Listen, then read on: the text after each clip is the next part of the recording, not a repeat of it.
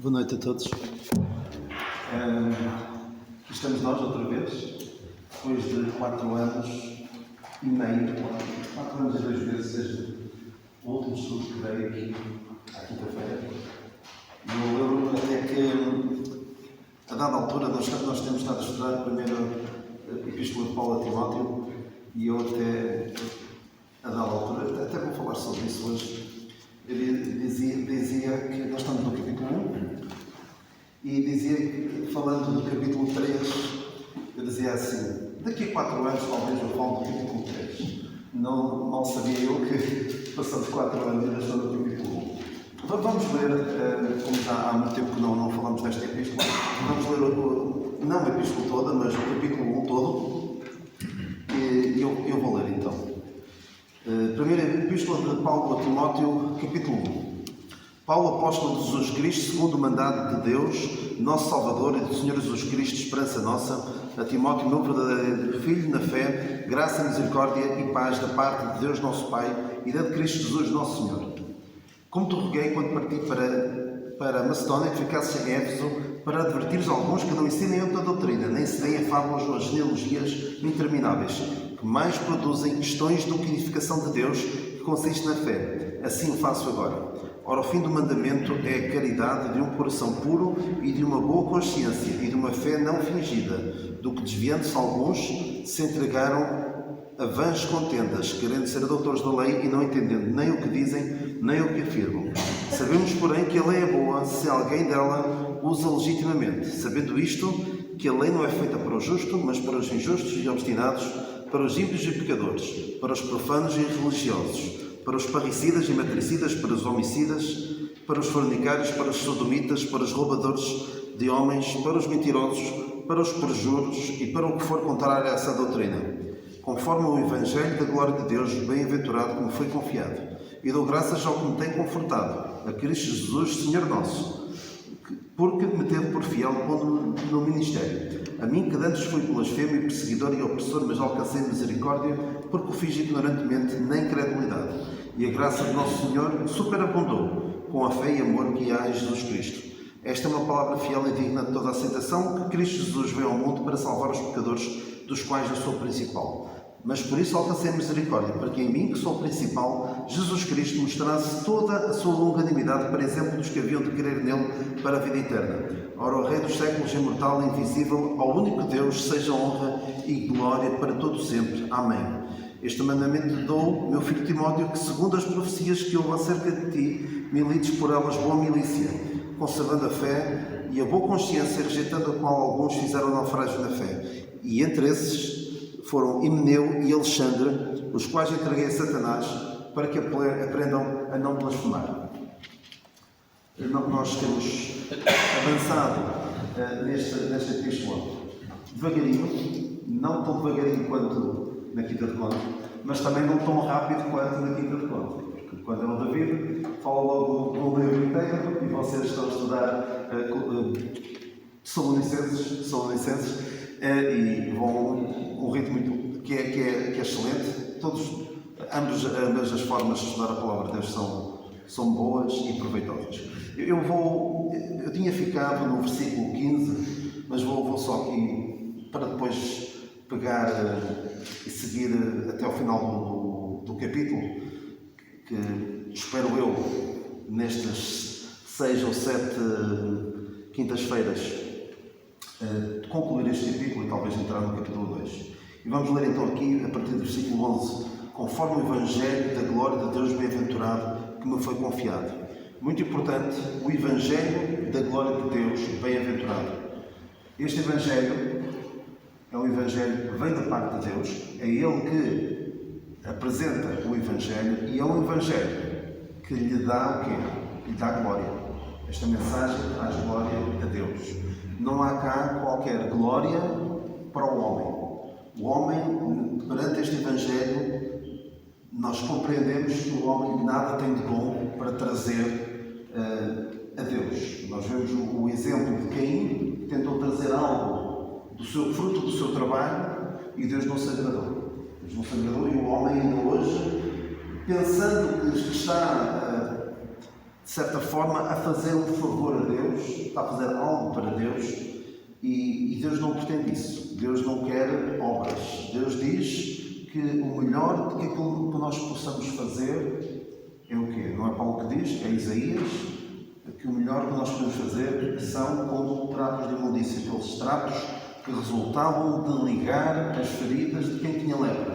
Nada de bom tem o homem para trazer para esta questão da salvação, para a questão do Evangelho. Tem sido dito que a única coisa com que o homem contribui para a sua salvação é o pecado que o leva a necessitar da salvação. Nada mais. Era só que faltava algum dia alguém poder chegar ao céu perante Deus e dizer: olha, eu estou aqui, tu fizeste muito por mim, mas eu tenho algum mérito em tudo isto.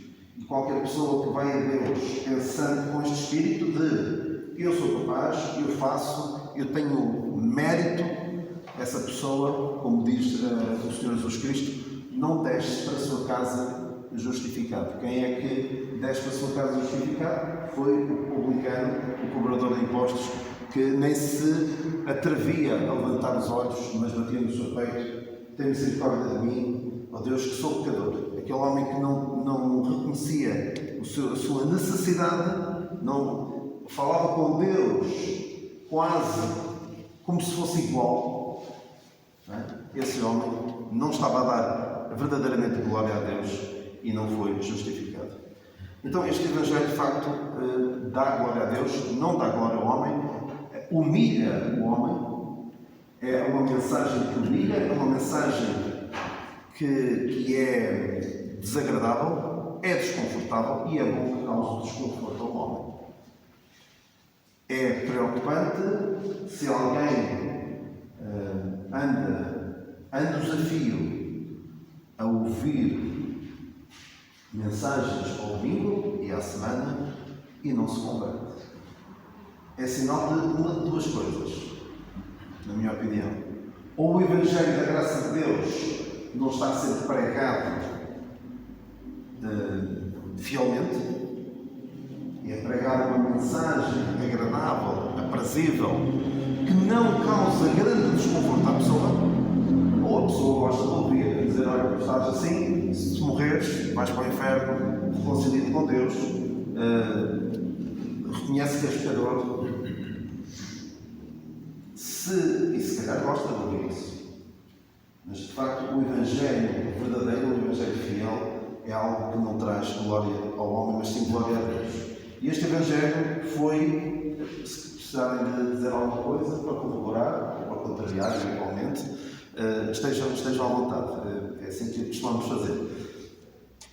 Foi confiado. Paulo, algumas pessoas têm muito problema com isto, que Paulo usa demasiadamente pronomes pessoais na primeira pessoa. É algo muito característico de Paulo. E alguns dizem que ele era maniento, era muito egocêntrico, ele usa muitas vezes o me, a mim, e ele faz isto porquê? Para se diferenciar de todos os outros, porque ele tinha uma mensagem diferente das dos demais apóstolos. E ele faz questão de usar muitas vezes estas expressões, às vezes até há expressões aparentemente um pouco desrespeitosas, como aqueles que noutro tempo eram alguma coisa, a mim nada me comunicaram. Como te dizer: olha, eu estive com eles, mas olha, nem aprendi nada com eles. Parece um pouco deselegante, mas é importante eu dizer isso. Para dizer, aquilo que eu prego não depende em nada daquilo que possa ter aprendido. Porque por vezes até há aquela ideia de que, e já foram feitos filmes sobre o tempo dos Atos dos Apóstolos, e já ouvi que cenas como esta: Paulo vai ter com Pedro para receber instruções. Quando Paulo se encontra com Pedro, para Paulo receber instruções de Pedro. E não creio que tenha sido isso. O que aconteceu ali foi mais Pedro perceber da parte de Paulo o que é que se estava a passar. Porque Pedro estava a contar com uma coisa e de repente aparece-lhe aquela visão de animais, afinal já podem tentar comer, ele estava habituado a batizar e depois as pessoas é que recebiam o Espírito Santo, estava a batizar Cornélio e afinal eles já estavam a falar línguas, então o que é que se passa aqui? Porque o Senhor parece ter deixado Pedro e os outros um bocado no escuro, e depois Paulo é que vai trazer ali luz. Então Paulo tem sempre esta necessidade de deixar bem claro que o Evangelho lhe foi confiado. E continua a dizer assim: e dou graças ao que me tem confortado, a Cristo Jesus, Senhor nosso. Dou graças ao que me tem confortado. E de facto, Deus usou várias pessoas para confortar, para consolar, para refrigerar o apóstolo Paulo. E nós podemos lembrar de algumas pessoas. Quem é que me sabe dizer alguém que foi de grande consolação para Paulo? Estou falando numa das epístolas, lá mais para a frente, que diz que recriou as suas entranhas. Então, vamos ler essa passagem, a segunda epístola a Timóteo. Segunda epístola a Timóteo. Não é recriou as minhas entranhas, mas... 2 Timóteo 1,16. O Senhor conceda misericórdia à casa de Onesíforo, porque muitas vezes me recriou e não se envergonhou das minhas cadeias. Antes, vindo ele a Roma, com muito cuidado, me procurou e me achou. Ou seja, Paulo estava preso em Roma, numa situação muito, muito difícil. E nós, por vezes, falo por mim, por vezes nem tenho bem noção de quão difícil era a situação de Paulo quando estava preso. Às vezes nós lemos um livro de Atos e atenção, não estou a dizer que a Bíblia não tem tudo aquilo que nós precisamos, tem, mas por vezes não ficamos com, falo por mim, não fico com uma ideia bem clara de quão difícil era a situação na qual ele se encontrava. Então o Onesíforo, já falei dele aqui já há alguns anos, naquela altura que eu falava de cooperadores de Paulo com nomes pouco recomendáveis, mas com práticas muito recomendáveis. Um deles foi este Onesíforo, que ouviu dizer que Paulo estava preso, orou por ele, podia ter mandado uma oferta, mas ele foi mais longe. Ele foi a Roma e o procurou e o achou. Ir a Roma procurar Paulo que estava preso não era como alguém quer ir a Custóias visitar alguma pessoa que conhece que está presa, chega lá e quer visitar e tem de seguir certos requisitos para conseguir entrar e visitar. É relativamente fácil, não é que seja uma coisa... se calhar se eu chegasse lá hoje e quisesse visitar alguém, se calhar não conseguia, se calhar tinha de ter alguns preparativos antes, tinha de fazer uma exposição. Não sei, sinceramente não sei como é, mas talvez algum de vocês saiba. Mas também não é isso que me interessa neste momento. O que interessa é que para poder visitar Paulo, era muito, mas muito complicado. Paulo era um preso perigoso, considerado um preso muito perigoso e estava numa situação em que até alguém identificar-se com ele arriscava-se a colocar a sua segurança e a sua vida em perigo. E esta mesma passagem dá essa ideia de que Deus conceda misericórdia à casa de Onesíforo. Fala de Onesíforo como se não estivesse já cá. Então, depois mesmo no final desta epístola diz: saúda-vos. Como é que é? Ele fala aqui no final do capítulo, fala de... Agora não estou a encontrar. Saúda a Prisca e a Áquila e a casa de Onesíforo. O Onesíforo, pelos vistos, já não estava. Ou terá apanhado alguma doença, ou terá sido apanhado e executado, não sabemos. Mas esta identificação com Paulo poderá eventualmente ter custado a vida. E foi uma pessoa que diz a palavra de Deus que não se envergonhou das minhas cadeias, porque isto não se envergonhar das minhas cadeias, então olha, Paulo está preso, até tenho vergonha dele. Não, o envergonhar normalmente está associado a sofrer. E muitas vezes me recriou. Muitas vezes não queriam. Ou seja, foi uma lufada de ar fresco para Paulo receber esta visita. Apesar de Paulo ser aquele tipo de pessoa que dizia, com todas as letras, eu posso tudo naquele que me fortalece. No sentido de, eu aguento tudo. Ainda assim, sabia bem ter o contacto humano, ter um irmão que se preocupava com ele e que o ia visitar e que estava disposto a sofrer até estar preso com ele. Porque Epáfras, a dada altura, Paulo fala de Epáfras e diz: meu companheiro de prisão, porque Epáfras, para poder estar com Paulo, sujeitou-se, ok, fica aqui preso durante uns dias. Sabia bem ter a companhia dos crentes, poder orar com alguém e relembrar, ele era de Éfeso, relembrar aqueles anos em que a palavra de Deus cresceu de uma forma extraordinária, de forma que toda a Ásia, em Atos 19, toda a Ásia ouviu o Evangelho. Então este Onésimo foi uma destas pessoas que Deus usou para confortar, para consolar o apóstolo Paulo. Deus usou também Lucas. Lucas estava com ele e Lucas era alguém que era médico, um médico amado, era alguém que no meio das doenças que Paulo tinha, que ele padecia muito,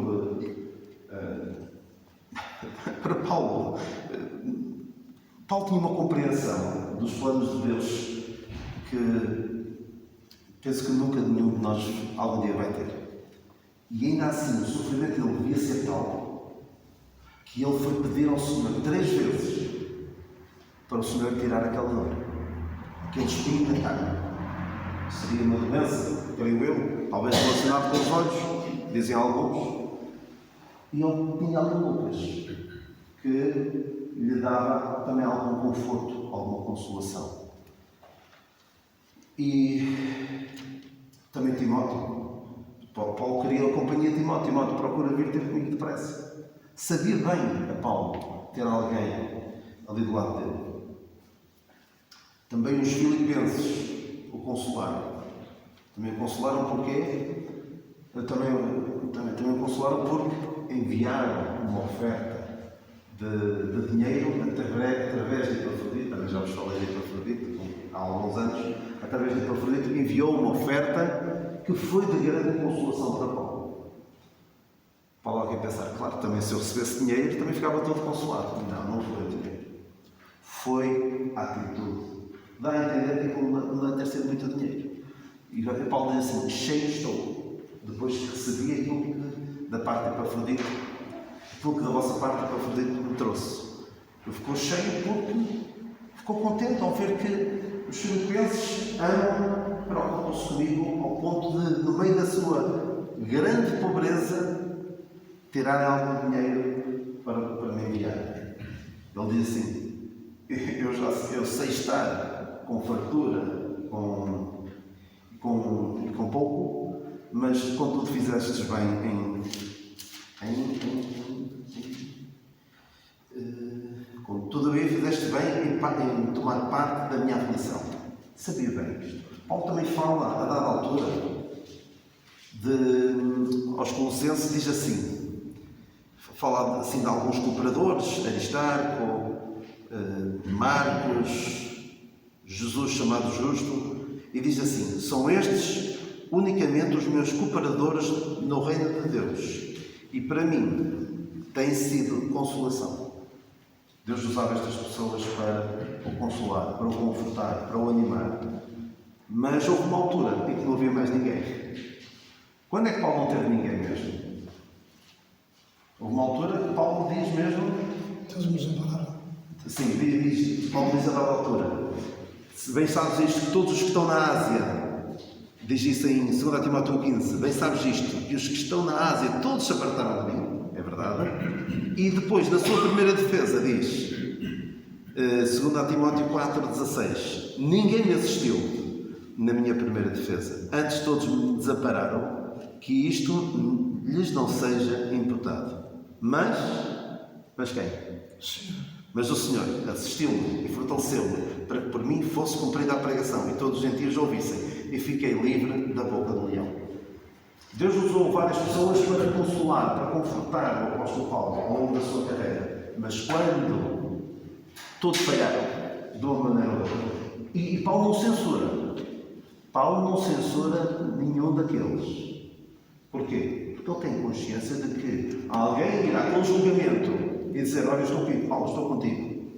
A seguir iam eles. A seguir era a vez deles. Isto não era nada fácil. Mas quando todos faltaram, quando não havia ali alguém fisicamente com ele tinha o Senhor para o confortar. Então, não sei se querem dizer algo, estejam à vontade. Eu faço uma pausazinha, não preciso estar sempre a dizer, mas estejam à vontade para interromper. Depois de eu acabar uma frase. Dou graças ao que me tem confortado, Cristo Jesus, Senhor nosso, porque me teve por fiel pondo-me no ministério, a mim que antes fui blasfemo e perseguidor e opressor. O Senhor teve-o por fiel. Paulo ainda não tinha dado mostras do que quer que fosse. Porque a norma, e Paulo fala disso pouco depois desta epístola, a norma para servir no ministério não é conversa e vai logo. Não é? Vai logo servir com o ministério nesta responsabilidade. Mas Paulo, apesar de, como tenho dito, e vamos ver isso, ser um exemplo para nós, tem certas características excepcionais. Penso que compreendem o que eu estou a dizer. É um exemplo para nós, mas tem características excepcionais. Eu já falei na altura de uma, que é nós, espero a todos, vivem na expectativa do que o Senhor vem buscar. Espero bem. Espero bem que todos. Às vezes esquecemos, não é? Às vezes vivemos a nossa vida e nem nos lembramos de que o Senhor pode vir. Se calhar passam-se dias sem nós nos lembrarmos.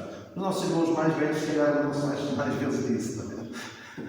Eu acho que, à medida que vamos envelhecendo, vamos pensar: a vida do Senhor está próxima, a vida do Senhor está próxima, a vida do Senhor está próxima. Mas ele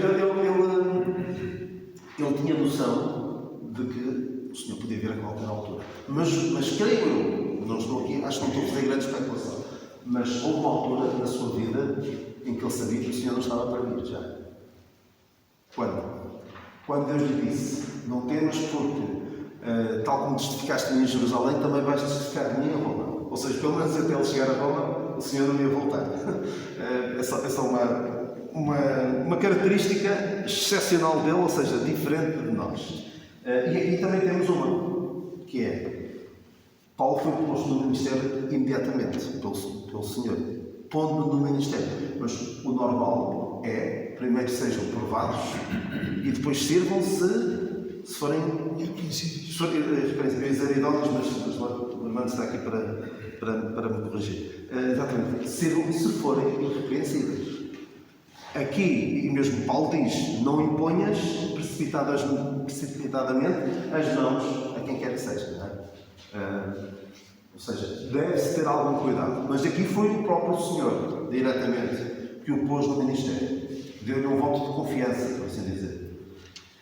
E ele aqui, ele fala muitas vezes do seu passado. Eu tenho pensado nisto, e acho que vão compreender. O Senhor perdoou totalmente tudo o que Paulo fez. Tudo o que Paulo fez no seu passado. Ele diz aqui: fiz ignorantemente, fui blasfemo, perseguidor, opressor. Ele diz também em 1 Coríntios 15: porque sou menor dos apóstolos, não sou digno de ser chamado apóstolo, pois persegui a Igreja de Deus. O Senhor perdoou. Mas não se escandalize com o que eu vou dizer. Se calhar Paulo nunca se perdoou a si mesmo. Isto acompanhou sempre Paulo. No sentido de ele lembrava-se constantemente do que tinha feito.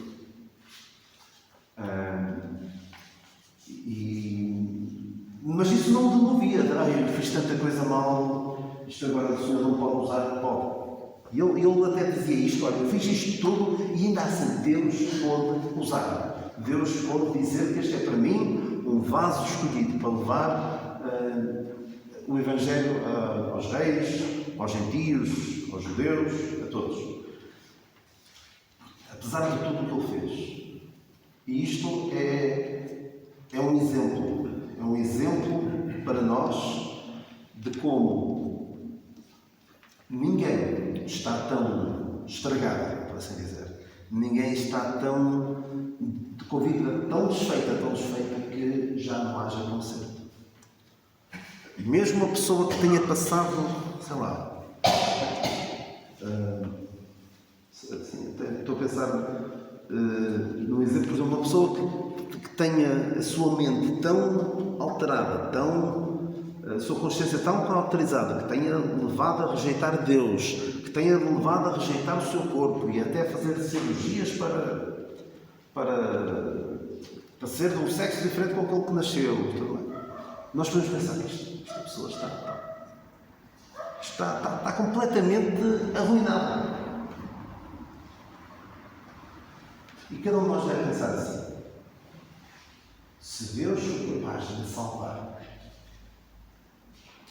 será que não é capaz de salvar esta pessoa? Ou será que eu sou assim tão bom em comparação com esta pessoa? Será que eu sou melhor do que aquela pessoa?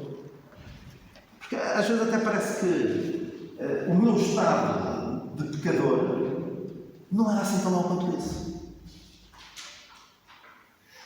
E nós não precisamos de ser pecadores como Paulo para termos essa noção. Eu tenho dito algumas vezes, eu não quero deixar ninguém desconfortável, mas eu não conheço ninguém que peque mais do que eu.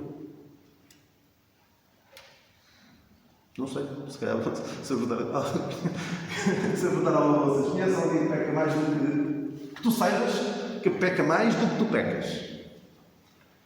Eu espero bem que ninguém responda. Cada um deve olhar primeiramente para si e pensar: Deus teve a fazer um grande trabalho. Foi preciso mesmo a obra redentora da cruz para me salvar. Não ia lá com nenhuma outra coisa. Não havia aqui assim uma obra assim mais facilzinha de fazer. Porque mesmo aquele pessoa que nasceu num lar cristão, cresceu nos bancos da igreja e chega um dia em que compreende que a fé dos seus pais não vai passar assim diretamente por genética para si, mas percebe? Como diziam alguns samaritanos, à mulher samaritana, já não é por aquilo que nós ouvimos, mas nós também temos visto. Quando chega esse momento, essa pessoa é salva e é salva também devido à educação que teve, ao meio em que cresceu, é salva também em verdade, por caminhos que poderiam destruí-la fisicamente, espiritualmente. Mesmo essa pessoa deve ter noção de que não é menos pecador do que os outros. E Paulo tinha esta noção. Paulo tinha esta noção, ele diz assim: fiz ignorantemente na incredulidade e a graça de Nosso Senhor superabundou com a fé e amor que há em Jesus Cristo. Faz lembrar aquela passagem onde abundou o pecado, superabundou a graça. E ele diz depois aqui: esta é uma palavra fiel e digna de toda a aceitação, que Cristo Jesus veio ao mundo para salvar os pecadores, dos quais eu sou o principal. Eu também tenho dito várias vezes que Paulo considerava-se o principal dos pecadores, o maior dos pecadores. Tem outros significados esta palavra principal, mas cada um deve considerar-se a si mesmo o principal dos pecadores. Aquela pessoa que menos merecia ser salva. Eu tenho dito algumas vezes, se havia alguém que não merecia ser salvo, sabem quem era? Era Paulo. Mas não é este Paulo, era este o Paulo Daniel Ferreira. Esse não merecia. A pessoa que menos merecia esta graça da parte de Deus, Paulo diz que era eu. Eu digo que sou eu. E espero que cada um de vocês diga: eu era essa pessoa que menos merecia. outra postura de eu não era assim tão mau, eu até sempre fui boa pessoa, nunca cometi pecados assim muito graves. Essa é uma posição que não é a de um verdadeiro, uma pessoa que está verdadeiramente grata a Deus. Quase compararia com algumas distâncias, claro, aquela parábola do credor incompassível, que foi perdoada uma dívida incalculável, nunca na vida conseguiria pagar aquilo tudo, e depois, quando foi perdoado aquilo, indignou-se com um colega seu porque ele lhe devia uma coisa indigna. E este espírito, de facto, não é um espírito que nos não deve reger as nossas vidas. Paulo diz aqui, esta é uma palavra fiel e digna de toda a aceitação. Ele usa várias palavras fiéis, vou só relembrar as palavras fiéis que ele diz. Ele usa aqui esta, usa outra no capítulo 3, o tal que eu disse que daqui a 4 anos, há 4 anos dizia que para esta altura estaremos lá, mas não estamos. Esta é uma palavra fiel. Se alguém deseja o episcopado, excelente obra deseja. Esta primeira palavra fiel é sobre a salvação, esta segunda é sobre o serviço. A terceira é em 4:9, ele diz esta palavra é fiel e digna de toda a aceitação, mas é só um versículo. O que tem o contexto fala-nos da esperança eterna que nós temos, porque o exercício corporal para pouco aproveita, mas a piedade para tudo é proveitosa, tendo a promessa de vida presente e da que há de vir. Esta palavra é fiel e digna de toda a aceitação, porque para isto trabalhamos e lutamos, pois esperamos do Deus vivo, que é o Salvador de todos os homens, principalmente dos fiéis. Fala-nos também da nossa esperança e do trabalho que devemos fazer. E tem também 2 Timóteo 2:11, a palavra fiel é esta, que se morrermos com Ele, também com Ele viveremos. Se sofrermos, também com Ele reinaremos. Se negarmos, também Ele nos negará. Se formos infiéis, Ele permanece fiel a si mesmo. Permanece fiel, não pode negar-se a si mesmo.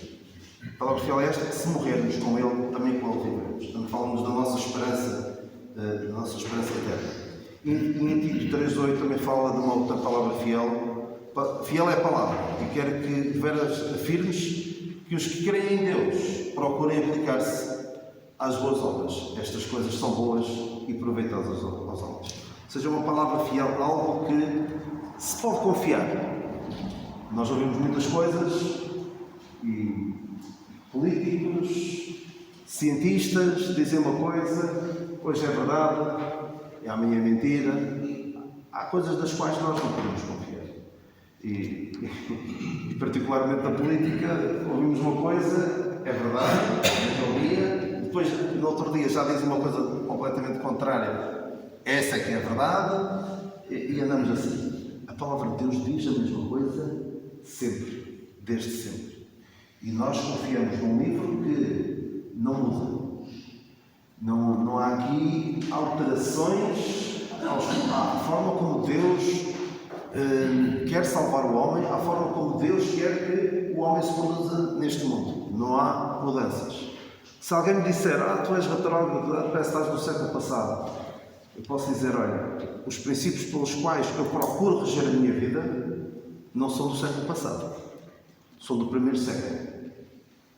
São do primeiro século. E remontam ao Jardim do Éden. E sabem uma coisa sobre o Jardim do Éden?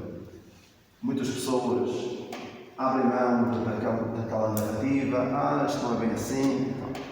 Reparem bem, e o inimigo quer atacar a palavra de Deus logo no início.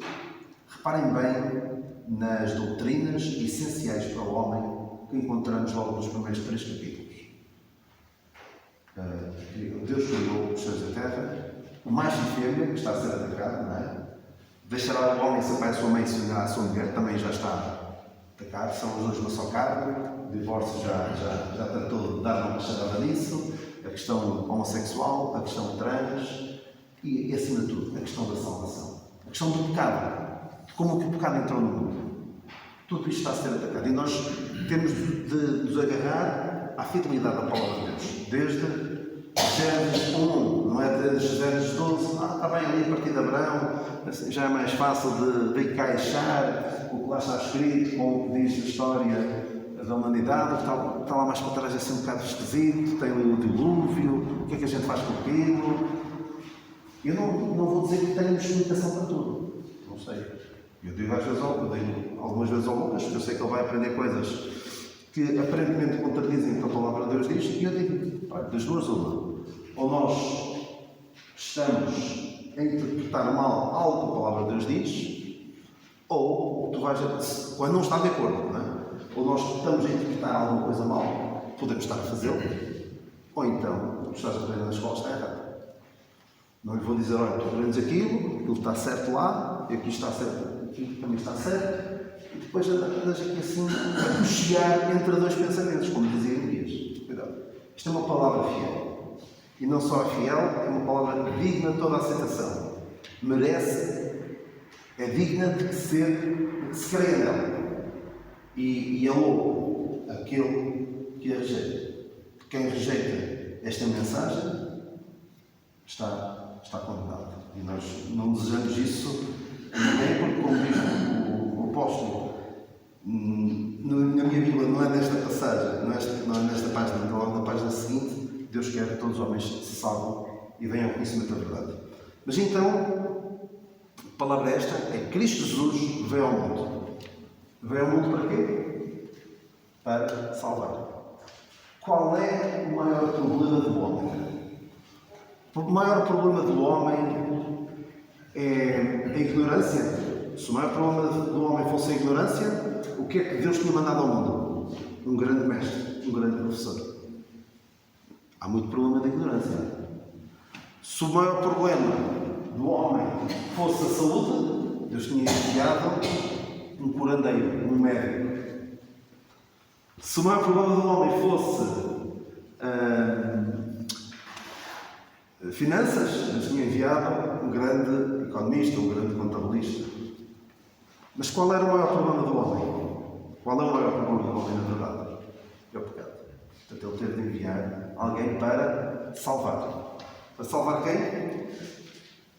Na minha Bíblia não é assim, não sei se alguém tem uma Bíblia onde diz salvar aqui no fim, depois vira essa página e alguém que nunca tenha lido fica assim na expectativa. Vê salvar quem? Ei, vê salvar os pecadores. Se alguém tivesse sido salvar assim os que são mais ou menos bons, não foi, não. Esses que são mais ou menos bons, que remedeiam, por assim dizer, esses, Deus não veio. O Senhor Jesus Cristo não veio para eles. O Senhor Jesus Cristo não veio para salvar as 99 ovelhas. Quem é que foi salvo das 100 ovelhas? Foi só uma. E lamento, mas apesar do hino dizer que 99 estão seguras no corral, não está nada seguras no corral. Deixa-as no deserto. Porque a parábola da ovelha perdida ilustra a triste realidade de que em 100, apenas uma sabe, tem consciência de que está perdida. E até uma proporção bastante simpática, comparando com a humanidade. A humanidade, não há um em 100 que reconheça que é pecador, que precisa de um Salvador e que reconheça na pessoa e obra do Senhor Jesus Cristo o único meio pelo qual pode ser salvo. Muitos tentam criar a sua própria religião, a sua própria maneira de chegar a Deus. E falham redondamente, porque é os pecadores que Deus veio salvar. O próprio Senhor diz que eu não vim. Não são os sãos que precisam de médico, mas sim os doentes. E são os pecadores que precisam de salvação. E se alguém não é pecador, então não precisa de salvação. Mas iremos continuar com este pensamento e depois passamos para o 16 e 17, a ver se até chegamos ao versículo 5 até acabarmos esta série de estudos. Não é? O Senhor nos abençoe e nos ajuda a pensar na grande graça, na grande misericórdia que teve para connosco ao salvar-nos. Senhor nos abençoe.